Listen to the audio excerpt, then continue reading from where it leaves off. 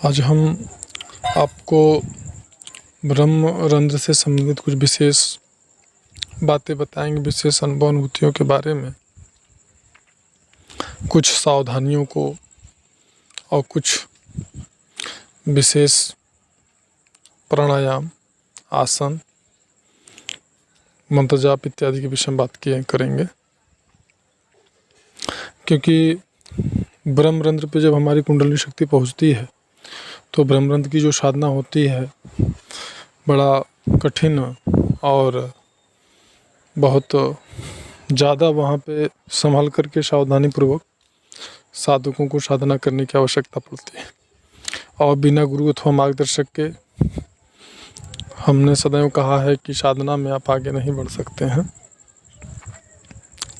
बिना गुरु अथवा मार्गदर्शक के आप कंठ चक्र ही नहीं आगे बढ़ पाएंगे, भेदन कर पाएंगे, या फिर कंठ चक्र ही आपका नहीं खुल सकता है। ब्रह्मरंध्र की तो बात बहुत दूर की है और अलग बात है। तो यहाँ पे हम सबसे पहले ये बताना चाहेंगे कि संयमित हो करके कि आप ब्रह्मरंध्र पर अगर आपकी साधना चल रही है तो ऐसी परिस्थिति में आपको बड़ा संयम पूर्वक अपने व्यवहार पे, आचरण पे, भोजन आपका परम सात्विक होना चाहिए। अगर साधारणतया कहा जाए कि साधक का भोजन कैसा होना चाहिए तो रोटी, दाल, चावल, सलाद, इससे ज़्यादा नहीं, कुछ और नहीं होना चाहिए। तो भोजन आपका परम सात्विक होना चाहिए। साथ ही साथ आपका आचरण, आपका व्यवहार बहुत ही सरल होना चाहिए, सात्विक होना चाहिए। और दिन में कम से कम 3 बार आपका प्राणायाम ज़रूर होना चाहिए। और साथ ही साथ आपके द्वारा, आपके गुरु के द्वारा अगर आपको कोई गुरु मंत्र प्राप्त है, आपको मिला है, तो उस मंत्र का जप जो है वह सुबह और शाम को ज़रूर करना चाहिए निश्चित रूप से। ब्रह्मरंध्र पे साधकों को विशेष प्रकार की अनुभूति होती है। जैसे अनुभूति का मतलब होता है कि जिसको कि हम अपने शरीर अथवा सूक्ष्म शरीर में महसूस करते हैं, और अनुभव का मतलब होता है कि जिसको कि हम ध्यानावस्था में जो कि हमें दिखता है, दिखाई देता है। यह अनुभव और अनुभूति में ये अंतर होता है।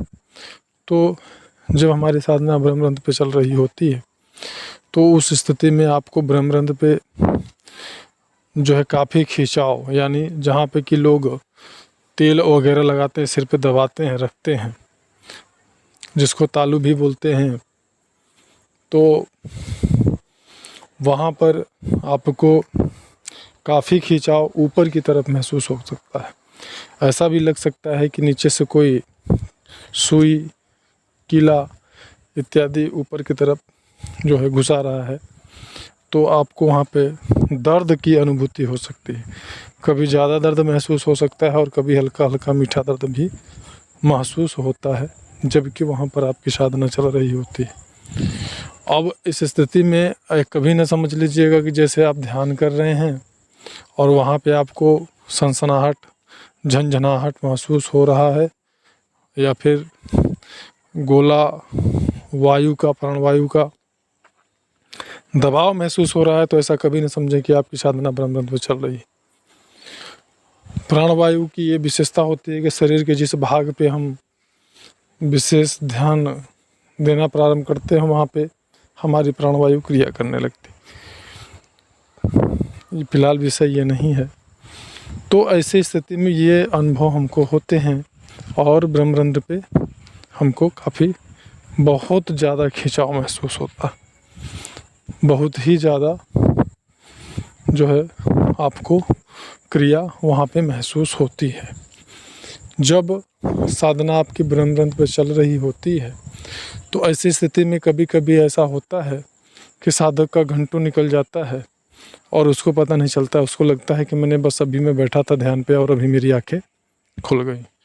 तो ये स्थिति होती है, आपका मन बहुत ज़्यादा एकाग्रचित होने लगता है, बहुत ज़्यादा मन आपका साधना में होने मतलब एकाग्रचित होने लगता है, साधना करने की इच्छा बहुत ज़्यादा आपकी बढ़ जाती है, साधना का समय सीमा आपका बढ़ जाता है जब आपकी साधना ब्रह्मरंध्र पे चल रही होती है।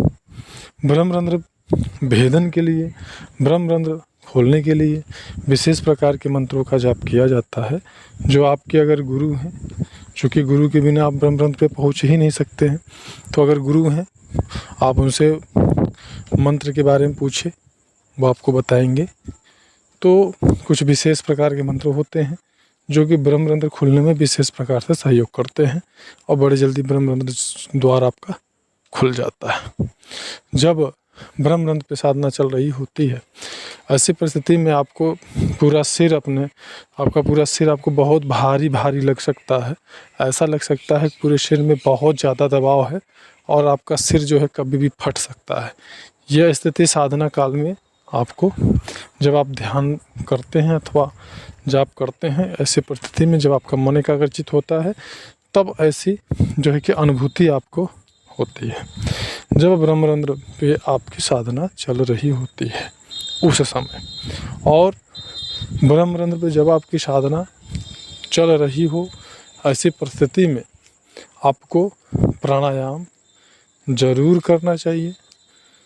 और साथ ही साथ कुछ आसन होते हैं, अगर मैं बताऊं तो जैसे आपका भुजंग आसन हो गया और शीर्षासन हो गया। इस प्रकार के आसन का भी आपको सहयोग लेना चाहिए। ये सभी ब्रह्मरंध्र द्वार खोलने में आपको सहयोग करते हैं। ब्रह्मरंध्र साधना ब्रह्मरंध्र पे जब आपकी साधना चल रही हो, तो ऐसी परिस्थिति में आपको अपने जो है सात्विक व्यवहार का बहुत ज़्यादा सहारा लेना चाहिए और ब्रह्मचर्य का पालन कठोरता से करना चाहिए। क्योंकि जब तक कुंडलिनी शक्ति में बल नहीं रहेगा,